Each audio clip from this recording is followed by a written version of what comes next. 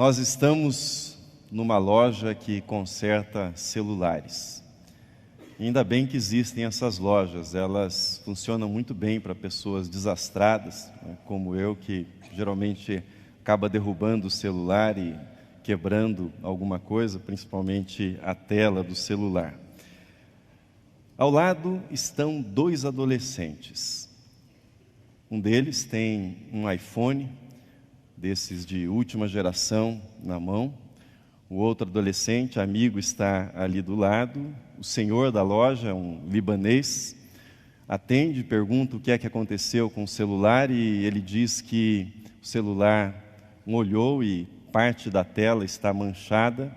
Então, o senhor libanês toma o celular, examina e, algum tempo depois, diz para ele que terá que ser trocada toda a parte da frente do celular, que ele chama de display, e que ficará em R$ 1.400.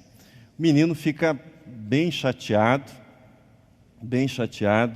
e explica para o dono da loja que ele não é o proprietário do celular e que ele só dispõe de R$ 400 para consertar aquele celular. Bom, para você entender melhor a história é a seguinte: o celular é de um menino cujos pais são muito ricos, e esse que está ali consertando o celular estava, certa ocasião, a convite, obviamente, no prédio desta família rica, na piscina, e o dono do celular, que estava do outro lado da piscina, pediu que ele jogasse a camiseta para ele, mas não contou que havia colocado, provavelmente não lembrou, que havia colocado o celular em cima da camiseta. E quando ele puxou, com todo o cuidado que os adolescentes têm, quando puxou a camiseta para jogar para o outro lado, o celular caiu na piscina. Ele, o mais rápido possível, tirou o celular, mas já estava comprometido. Agora, o problema é o seguinte: a mãe rica, do menino rico, passou a exigir que ele pagasse o celular, que ele comprasse um novo iPhone para o seu filho. E ele explicou que ele não teve a intenção, e contou isso que eu acabei de contar para vocês, mas a mãe estava cada vez mais irredutível e disse que o problema era dele. Ele fez o celular cair na piscina e ele teria que pagar o celular. No desespero, ele se propôs então a levar o celular numa loja, esta loja na Santa Efigênia, para consertar o celular. A mulher rica não admite perder os seus R$ 4.000 gastos naquele celular, talvez um pouco mais do que isso. O menino em questão é pobre e, além disso, a sua mãe está em tratamento de câncer. Seu pai tem um trabalho humilde e nem sempre, na verdade, tem trabalho. Essa não é uma história fictícia. Antes fosse uma história fictícia. É uma história real. É uma história real, e todos esses detalhes, com algumas omissões, obviamente, que eu contei para vocês, são detalhes reais. Nós chegamos hoje ao 5º pecado da lista dos 7 pecados capitais. Nós passamos pelo orgulho, pela inveja, pela raiva, que talvez você tenha sentido agora, e passamos pela preguiça, e chegamos hoje então à avareza. Mas esse é um pecado difícil de ser diagnosticado, é um pecado difícil de ser reconhecido, é um pecado que se reveste de um manto de respeitabilidade. Afinal de contas, num mundo de tantas pessoas endividadas, num mundo de consumo compulsivo, quem é que vai condenar alguma pessoa que seja muito zelosa, muito cuidadosa com a aplicação do seu dinheiro, que seja, como nós chamamos, uma pessoa previdente? Por isso, eu não queria confundir aqui previdência, cuidado, responsabilidade pessoal. Não quero prestar um desserviço, dizendo que a previdência não é uma coisa importante, e não quero confundir a previdência com a avareza. O ponto fundamental envolvido no tema da avareza não é a pureza ou a impureza do dinheiro, dos bens. Todos nós sabemos que, para viver, nós precisamos de dinheiro, nós precisamos de bens, nós precisamos de serviços, e os serviços em geral custam algum dinheiro para os seres humanos. Porém, a questão sobre a avareza pode ser resumida em duas perguntas. Duas perguntas são fundamentais para você entender a diferença entre previdência e avareza. Quais são essas duas perguntas? A primeira é a seguinte: o que estou fazendo com o dinheiro? Essa é uma questão fundamental. O que é que eu faço com o meu dinheiro? Segunda questão importantíssima e talvez mais próxima do diagnóstico da avareza, mais importante para esse diagnóstico: o que o dinheiro está fazendo comigo?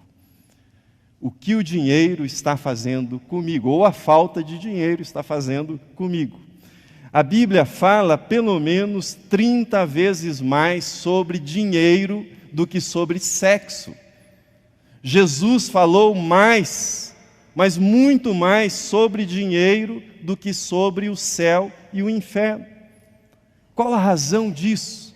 Qual a razão? Porque o poder espiritual do dinheiro, e Jesus sabia disso, o poder espiritual do dinheiro torna o ser humano cego, torna o ser humano insensível. Quando alguém comete adultério, essa pessoa sabe o que está fazendo, ou pelo menos deveria saber. Ela não faz isso enganada, ela sabe exatamente o que ela está fazendo. Porém, nem sempre nós percebemos que nos deixamos escravizar pelo poder do dinheiro, pelo poder espiritual que o dinheiro exerce sobre nós. Confissões de arrependimento por pecados de natureza sexual não são incomuns, confissões. Mas quantas vezes você já ouviu alguém fazendo a seguinte confissão? Essa pessoa dizendo: perdão, Senhor. Perdão porque eu tenho sido avarento. Perdão, Senhor, porque a cobiça pelo dinheiro tem dominado a minha vida. Perdão, Senhor, porque eu estou trabalhando mais do que eu posso, mais do que é recomendável, mas eu faço isso porque eu amo o dinheiro, porque eu sinto segurança no dinheiro, porque eu sinto poder com o dinheiro. Quantas vezes você ouviu esse tipo de confissão na sua vida? Um dos testes fundamentais sobre a seriedade da nossa fé diz respeito ao modo como nós lidamos com o nosso dinheiro. Jesus sabia que nada possui tanto poder sobre o ser humano e concorre tanto com o lugar de Deus na vida do ser humano como o dinheiro. Por isso ele falou no texto que nós lemos ainda há pouco: não podeis servir a Deus e as riquezas. Não podeis servir a Deus e as riquezas. Você pode servir a Deus com as suas riquezas, mas você não pode servir a Deus e as riquezas ao mesmo tempo. O dinheiro é um concorrente direto de Deus, porque ele nos leva a confiar nele, dinheiro, para a nossa segurança, e a não confiarmos em Deus para a nossa segurança. O dinheiro tanto pode produzir arrogância, quanto pode produzir amargura na vida dos seres humanos. Arrogância, por exemplo, naqueles que possuem muito dinheiro, que possuem algum dinheiro e confiam no dinheiro, que pensam que o dinheiro pode resolver todos os seus problemas, que o dinheiro será uma garantia contra as dificuldades futuras da vida. Ou às vezes arrogância porque imaginam que o dinheiro lhes confira mais direitos do que as outras pessoas, ou que por terem conseguido acumular mais dinheiro são mais espertas, mais inteligentes ou seres superiores às outras pessoas. Por isso o dinheiro acaba instilando arrogância no coração dos seres humanos. Ou, muitas vezes, se sentem amarguradas porque não obtiveram o dinheiro. A arrogância fica explicitada, por exemplo, quando no livro do Deuteronômio nós recebemos o seguinte alerta, a seguinte advertência. Veja o texto na tela. Não digas, pois, no teu coração: a minha força e o poder do meu braço me adquiriram estas riquezas. Antes te lembrarás do Senhor teu Deus, porque é Ele o que te dá força para adquirires riquezas. Ou seja, se você foi abençoado, se você conquistou, agradeça a Deus, reconheça a Deus e não se torne arrogante por conta disso. Mas se naqueles que conquistam riquezas pode brotar essa vaidade, essa arrogância, naqueles que querem ficar ricos, 99% da população, e não conseguem ficar ricos, pode surgir a amargura, a insatisfação. E um outro pecado capital que nós já examinamos na segunda mensagem dessa série, a saber, a inveja.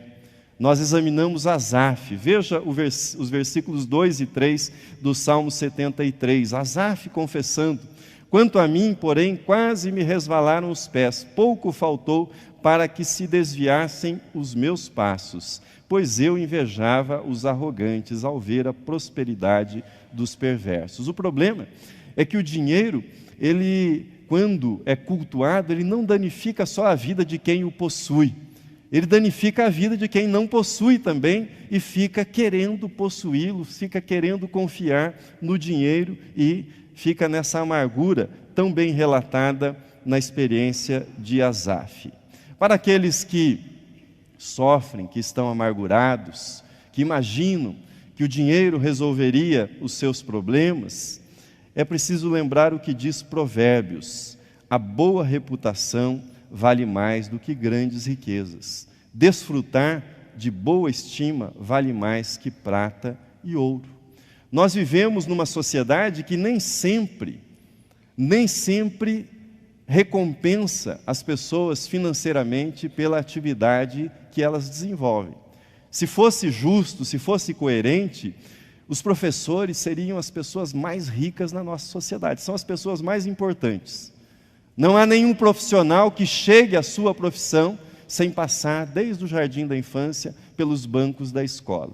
Deveriam ser as pessoas mais bem remuneradas na nossa sociedade, ou pelo menos muito melhor remuneradas do que o são. Portanto, não caia na armadilha de medir o seu valor, ou de medir o valor de qualquer outra pessoa pela quantidade de dinheiro que essa pessoa possui na sua conta ou pelos bens que essa pessoa conseguiu reunir na sua vida.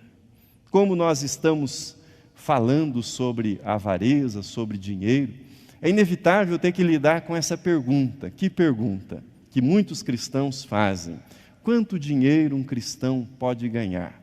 Quanto dinheiro é lícito a um cristão? Não é pecado ganhar dinheiro, porque o risco, quando nós falamos de avareza, é ir para esse outro extremo, considerar pecado ganhar dinheiro. A melhor forma de responder a estas perguntas é respondendo para si mesmo, de modo sensato, refletido, as seguintes questões: o que eu estou fazendo para ganhar dinheiro está prejudicando a minha saúde? O que eu estou fazendo para ganhar dinheiro está prejudicando o meu relacionamento com a minha família? Ou seja, eu estou comprometendo a qualidade de vida com a minha família? O que eu estou fazendo para ganhar dinheiro está prejudicando outras pessoas? Está prejudicando o meio ambiente, por exemplo? E em quarto lugar, o que eu estou fazendo para ganhar dinheiro está prejudicando meu compromisso com Deus e com a igreja? Essas são perguntas importantes para que você chegue a uma resposta sobre como lidar com o dinheiro de um modo que não seja prejudicial para a sua vida. Deus deseja que nós lidemos com os bens materiais de um modo sábio. Não devemos nunca amar as coisas e usar as pessoas. Nós devemos utilizar responsavelmente, solidariamente, os nossos bens, os nossos recursos, e devemos fazer isso de um modo grato diante de Deus. O dinheiro não nos foi confiado para que nós sejamos escravos dele, escravos da avareza ou do consumismo desenfreado que reina nos nossos dias. O dinheiro não foi confiado a nós para que venhamos oprimir outras pessoas ou para que sejamos arrogantes por conta de tê-lo. Termino a nossa meditação fazendo mais algumas perguntas para vocês. Do que é que você tem medo? Com o que você sonha na sua vida? O que é que você ama? Em quem você confia? Essas perguntas, ou a resposta que nós damos a essas perguntas, estão profundamente entrelaçadas com o modo como nós administramos o nosso dinheiro. Sonhos, os medos, em quem nós confiamos, tudo isso está profundamente entrelaçado com a administração do nosso dinheiro. E nós podemos fazer com a nossa vida 3 coisas: nós podemos gastá-la, nós podemos desperdiçá-la ou nós podemos investi-la. Nós gastamos a nossa vida quando nós vivemos de um modo egoísta, seja um modo acumulador ou dissipador, seja consumindo desenfreadamente, se endividando ou guardando dinheiro de um modo irracional. Aliás, um tempo atrás, ouvi uma entrevista no Jô Soares, e ele contava de um amigo dele no litoral de São Paulo. Esse amigo já tinha mais de 80 anos, 80 e tantos anos, e eles estavam numa lancha, passeando pelo litoral, e o amigo, de repente, mostrou para ele uma área ali da região litorânea e disse assim: olha, eu comprei tal área ali, está vendo aquele lá? Eu comprei tudo aquilo lá. Agora não vale muito, mas daqui a 30 anos vai estar valendo uma fortuna. Pelo menos ele esperava viver uns 120 anos, né? Ou seja, nós desperdiçamos a nossa vida quando nós, de um modo irracional, guardamos, quando nos deixamos escravizar. Nós investimos a nossa vida quando nós aplicamos os nossos recursos e a nossa própria vida de um modo sábio. Nós investimos a nossa vida quando nós entregamos os nossos bens, os nossos talentos, os nossos sonhos nas mãos de Deus. Eu não sei em que estado você se encontra em relação ao tema de hoje. Se frustrado com sonhos que não se realizaram, se amedrontado, porque o momento é um momento que amedronta muita gente, ou se frustrado com a sua vida financeira ou profissional. Mas veja comigo o que Jesus disse. Ele disse: por isso vos digo, não andeis ansiosos pela vossa vida, quanto ao que haveis de comer ou beber, nem pelo vosso corpo, quanto ao que haveis de vestir. Não é a vida mais que o alimento e o corpo mais do que as vestes?